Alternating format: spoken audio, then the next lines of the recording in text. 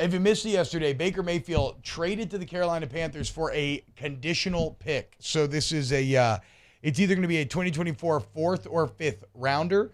If Baker Mayfield plays over 70% of the snaps, it'll be fourth. If he does not, it'll be a fifth rounder. The more interesting part of this is how the money breaks down. The Panthers will only be paying Baker Mayfield $4.85 million. The Browns will be paying him $10.5. The remaining $18.8 he converted into incentive-based compensation. So Baker betting on himself a bit to help facilitate this deal.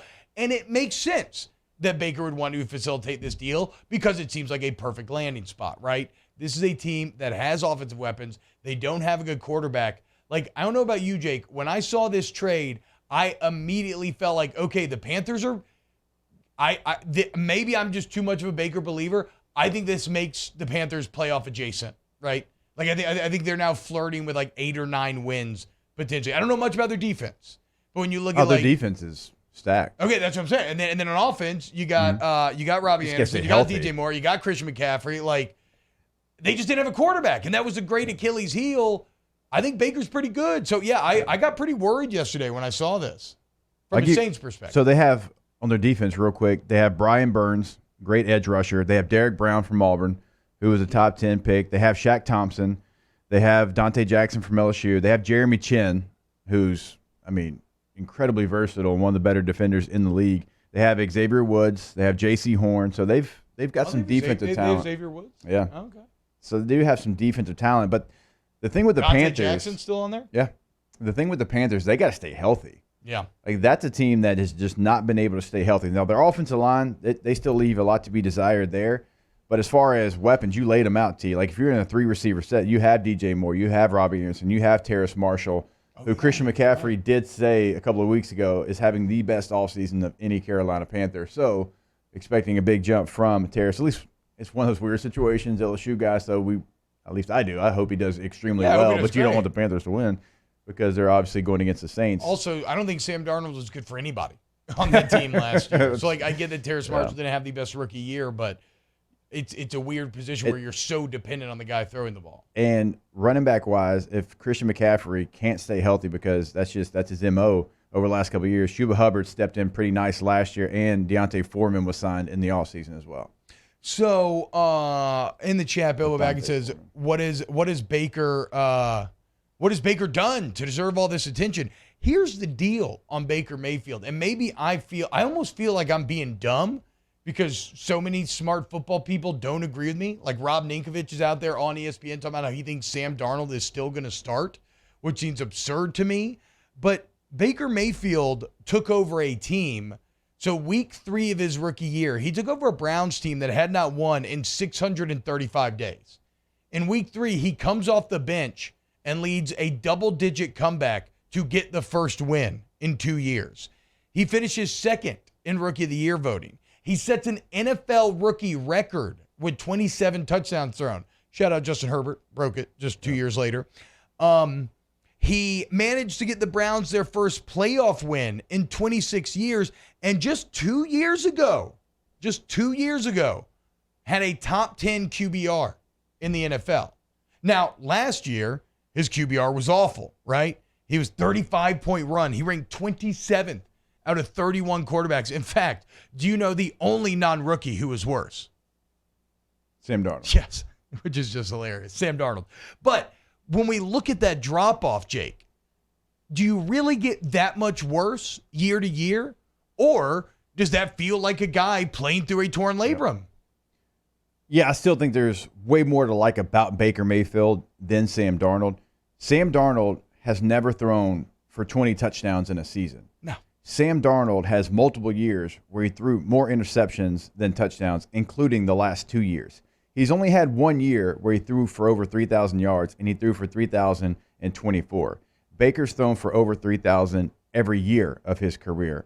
He's thrown for 20-plus touchdowns every year but one in his career last year. He's never had more interceptions than touchdowns in his 4-year career. So the stats, when you look, it's now you could say, well, Sam was with the Jets.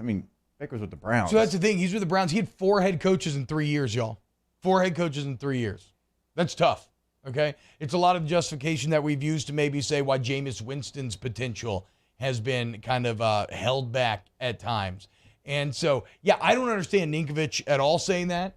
I feel like this is like Sam Darnold, we have ample sample size to prove that he sucks. 59% completion percentage for Sam Darnold over both the last 2 years, 57 and 18.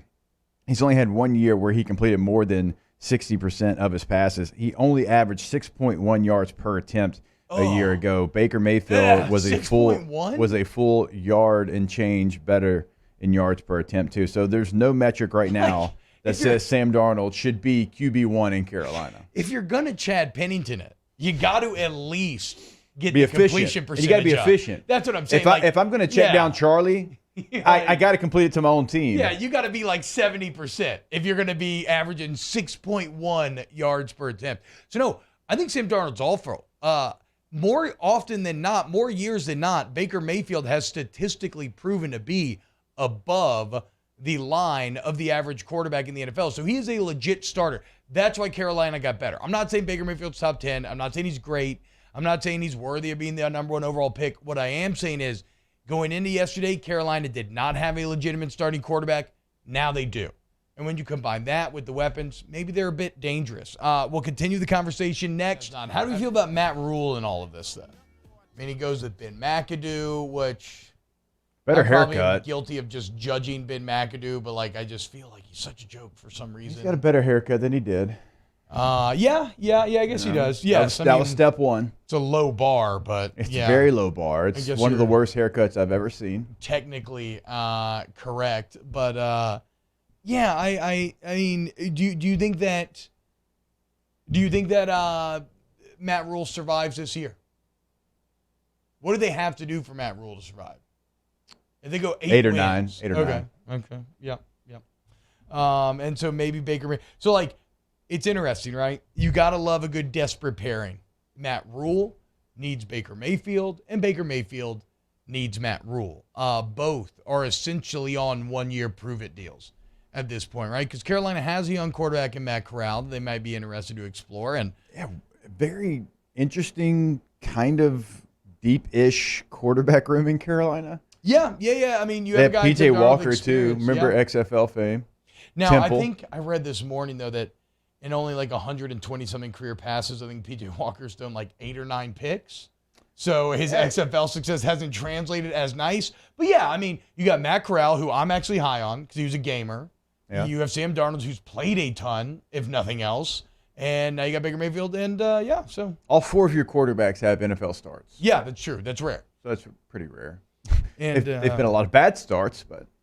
We'll see. Matt Corral doesn't have a start, but 3 quarterbacks have starts, and then the 4th one you drafted this year, 3rd round? Wait, what's that?